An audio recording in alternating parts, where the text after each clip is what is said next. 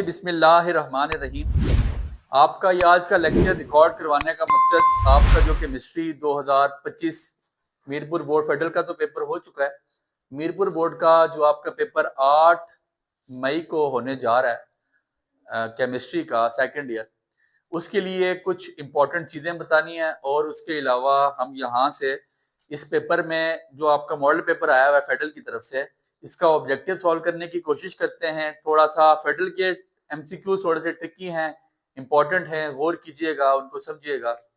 अब ऐसा है कि इसका जो पेपर पैटर्न है वो उसी तरह का सेम पैटर्न है जैसा आपके पास फिजिक्स का पैटर्न है।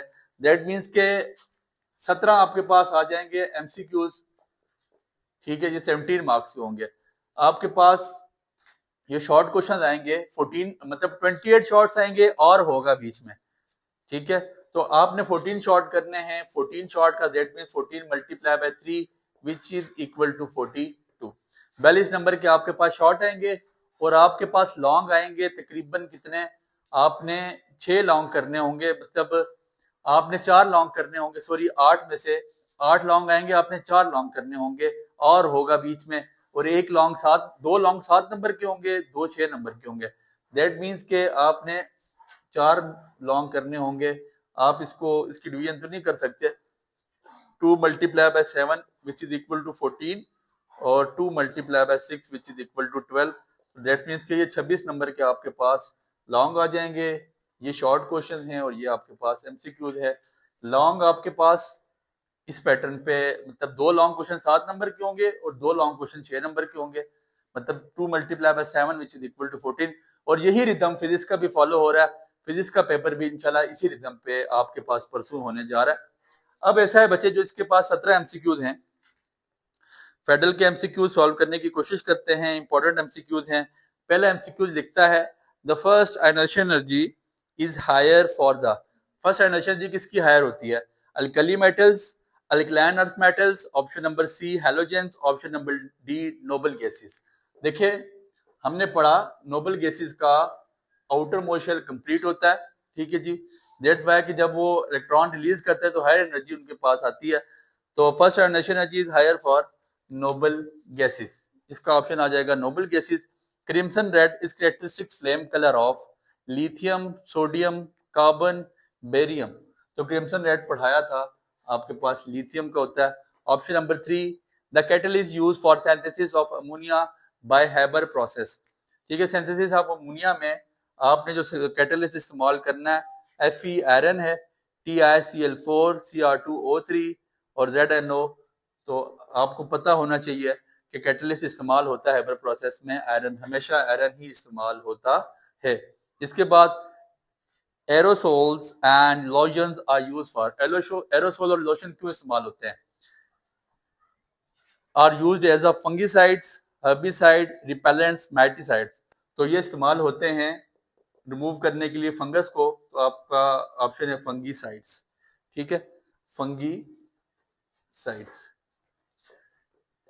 पांचवा आपके पास एमसीक्यू है, वो लिखता है due to inert pair effect dash oxidation state is more stable for dash Pb, ठीक है। तो +2 +4 है, 1 4 है, 2 4 है, 4 2 है और आपके पास 2 और 3 है। तो inert pair effect oxidation state of Pb, आपके पास लेड की हमेशा याद रखिएगा +2 और +4 होती है। इसके बाद ozone is destroyed by SO2, CO2, HCl या CFC3, दैट मीन के क्लोरोफ्लोरोकार्बन। तो ओजोन आपके पास हमेशा क्लोरोफ्लोरोकार्बन से ही डिस्ट्रॉय होता है, CFCs क्लोरोफ्लोरोकार्बन्स। फिर इसके बाद which of the following is used in NMR spectroscopy? Tetrachloromethane, आपके पास टेट्रा मिथाइल साइलेन है, तो इसका ऑप्शन आपके पास टेट्रा मिथाइल साइलेन। एमसीक्यू नंबर 8 है विच of the following technique does not involve interaction of electromagnetic radiation with matter? IR spectroscopy, NMR spectroscopy, mess spectroscopy और UV spectroscopy. तो मेस स्पेक्ट्रोस्कोपी आपके पास वो टेक्निक है जो इस्तेमाल नहीं होती। इसका करेक्ट ऑप्शन आपके पास यहाँ पे मेस स्पेक्ट्रोस्कोपी आएगा। फिर उसके बाद नोवा एमसीक्यू आपके पास वो लिखता है benzoic acid obtained by the oxidation of toluene phenol. तो इसका आपके पास ऑप्शन आ जाता है, हम पढ़ के आए थे, इस्तेमाल भी किया था हमने, ठीक है। Benzoic acid is obtained by oxidation of toluene. Option number 10 है the structure formula of for carboxylic anhydride is, हमने पढ़ा RCO, ठीक है। दैट मीन्स कि आपके पास जो यहाँ पे पॉसिबल इसका ऑप्शन है RCOO, ठीक है। ये आपके पास ऑप्शन नंबर फर्स्ट आएगा COR, ठीक हो गया। इसको ऐसे करेक्ट कर लें। विच one of the following is not a nucleophile? H2O, H2S, BF3, NH3। तो BF3 आपके पास न्यूक्लियोफाइल नहीं है, BF3। फिर इसके बाद oxonium ion is formed when ethanol react with sodium metal, phenol react with NOH, ether is treated with HI, ethanol treated with NaOH या I2। तो आपके पास इसका ऑप्शन नंबर फर्स्ट आएगा ethanol react with sodium metal. MCQ number 12, oxonium ion is formed when ethanol react with sodium metal. Option number 13 आपके पास मौजूद है, वो लिखता है which one of the following reagents reacts with both aldehyde and ketone? Grignard reagents, Tollens reagent है, Fehling है। तो आपके पास हम पढ़ के आए थे Grignard reagent, हमने इस्तेमाल भी किया था। Grignard reagent ये both aldehyde और ketones के लिए इस्तेमाल होता है। Which one of the following reagent is used for the reduction of carboxylic acid? तो हमने पढ़ा, ये अभी लास्ट चैप्टर कार्बोक्सिलिक एसिड ही खत्म हुआ था। Lithium aluminium hydride LiAlH4। Which one of the following is used as a major component of a soap? ठीक है, मेजर कंपोनेंट ऑफ सोप का which one of the following is the major component of soap? तो fatty acid आपके पास major component है जो soap की formation के लिए इस्तेमाल होता है। Option number 16, IUPAC name of glutaric acid, butane dioic acid, pentane dioic acid. तो ये आपके पास स्ट्रक्चर पढ़ाया था pentane dioic acid. Option number 17 वो लिखता है MCQ नंबर 17 में वो कहता है विच one of the following nuclei is NMR active? Carbon 13, carbon 12, carbon 13। तो आपके पास ऑप्शन नंबर 17 का आंसर है कार्बन 13। अच्छा बच्चे, इसके बाद ये 17 MCQs हैं। 17 MCQs के बाद जो आपका रिदम होगा, आपके तकरीबन 14 शॉर्ट्स आएंगे। और शॉर्ट क्वेश्चंस के लिए याद रखना है, तकरीबन जो है ना आपके पास जो पहले चैप्टर से शॉर्ट क्वेश्चंस आ रहे हैं, जो पॉसिबल स्कीम मॉडल पेपर को देख के बनाई गई, तो तकरीबन पहले चैप्टर से आपके पास 3 शॉर्ट आएंगे। और पहला चैप्टर आपने देखा कि लेंथी चैप्टर है, तो उसमें यही चांसेस है कि 3 से 4 शॉर्ट यहाँ से वो डाल सकता है। और वो शॉर्ट क्वेश्चंस आपके पास important short questions, that means कि मेरी जो PDF है तकरीबन इंशाल्लाह हमारे पास वहां से चीजें कवर हो जाएंगी। तो वो शॉर्ट क्वेश्चन ऐसा नहीं होगा कि आप कहें जी आप एक्सरसाइज से तैयार कर लें तो चीजें कवर हो जाएंगी, ऐसा नहीं है। चीजों को ट्रिकी करके तैयार करें, तभी आपके पास चीजें कवर अप होंगी।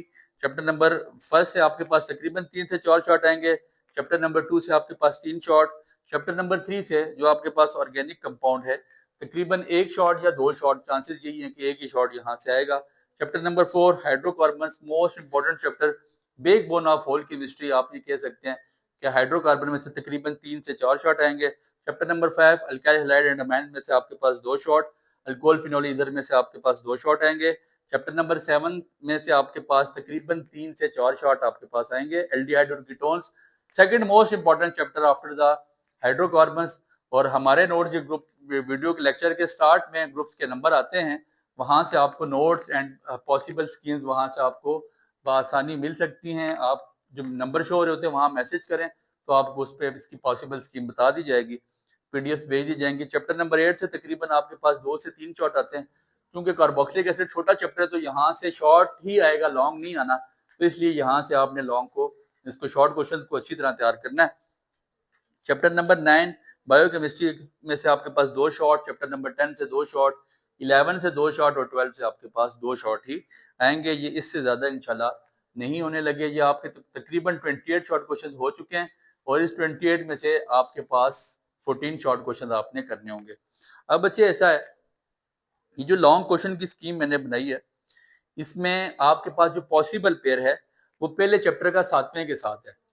पहले चैप्टर का 7वें के साथ पॉसिबल पेयर है, मतलब पहला चैप्टर आपके पास जो है S&P ब्लॉक एलिमेंट्स, इसका 7वें के साथ एल्डिहाइड और कीटोन्स के साथ पॉसिबल पेयर है, या पहले का दूसरे के साथ पेयर बना है, लेकिन चांस नहीं है कि पहले का पेयर रिपीट होंगी। ऐसा नहीं हो सकता कि 2 चैप्टर्स में से कैसे पूरी बुक के चैप्टर्स वहां पड़े हुए और आप ये कह दीजिए कि पहले चैप्टर से भी 2 लॉन्ग आ जाएंगे 13 नंबर के और दूसरे चैप्टर से भी 14 नंबर के 2 लॉन्ग, ऐसा मुमकिन नहीं है। तो अल्काइल हैलाइड अमाइंस के साथ आपने अल्कोहल फिनोल इधर को देखना है, दोबारा आपने उस पर नहीं जाना। और चैप्टर जो आपके पास चौथा पेयर है वो हाइड्रोकार्बन का इंशाल्लाह होगा, और हाइड्रोकार्बन के साथ या तो वो दोबारा पहला चैप्टर लेंथी हो सकता है, वहां से 2 लॉन्ग पढ़ भी सकते हैं, लेकिन चांसेस नहीं है, कम चांस है। आपके पास जो है हाइड्रो इसके ऑर्गेनिक केमिस्ट्री के जो चैप्टर्स हैं वो मोस्ट इंपॉर्टेंट है, यहाँ से आपके पास पेयर्स बनने चाहिए। इसके अलावा अगर आपको कहते हैं जी कि सर आप रिकमेंड करें कोई सा चैप्टर, तो मैं आपको रिकमेंड करता हूँ जहां से आपकी इजीली लॉन्ग निकल जाएंगे, hydrocarbons, alkyl halide and amines, alcohol phenol इधर को भी अच्छी तरह ना तैयार करें, लेकिन वो भी ठीक है। फिर इसके बाद aldehyde ketone 3 chapter, chapter number first 4, chapter number second 5, और बायोकेमिस्ट्री और आपके पास जो इन्वायरमेंटल केमिस्ट्री है उसको आपने देख लेना है। लेकिन ये 5 चैप्टर्स अगर आप में से हर बंदा अच्छे तैयार करता है तो इंशाल्लाह उसके 100% लॉन्ग यहाँ से कवर अप हो जाएंगे। और लॉन्ग क्वेश्चन भी मैंने अपनी स्कीम में लिखे हैं, S&P ब्लॉक एलिमेंट्स के long question, atomic and physical properties of period 3 elements, chemical reactions of period 3 elements, atomic and physical properties of group 1 elements है, फ्लेम टेस्ट है, how beryllium differ from its family members, और difference between oxide and पर oxide. जिन questions के साथ star डाला गया है उन क्वेश्चंस को प्रायोरिटी में तैयार करें, ठीक है। स्कीम में ऑलरेडी चीजें आपकी किताब की पूरी बुक का तकरीबन 20 से 25% होता है, तो जिन पे स्टार ढाला जाता है दैट मीन के ये चीजें ज्यादा इंपॉर्टेंट है, कोशिश करें कि प्रायोरिटी में आपने स्टार वाली चीजें तैयार करनी है।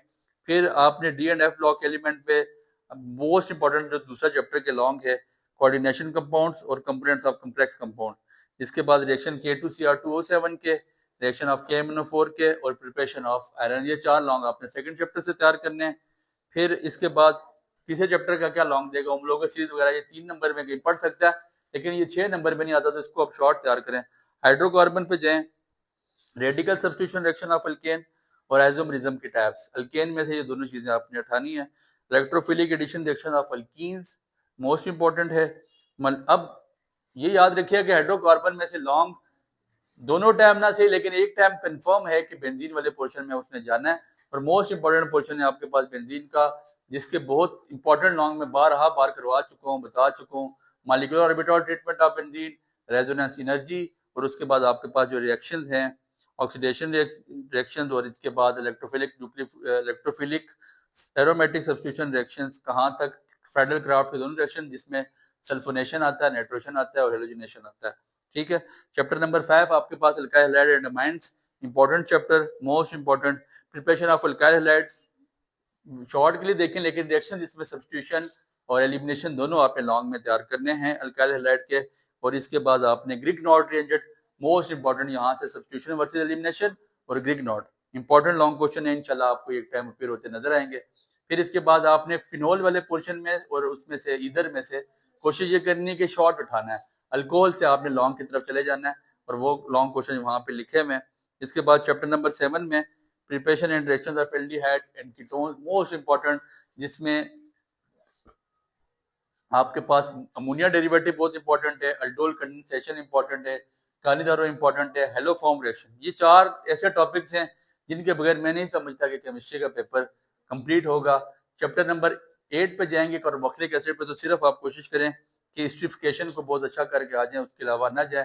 चैप्टर नंबर 9 बायोकेमिस्ट्री जब आप जाते हैं तो बायोकेमिस्ट्री में आपके पास इंजाइम्स, लिपिड्स, ये पोर्शन आप करें, और तकरीबन प्रोटीन का कुछ शॉर्ट के लिए।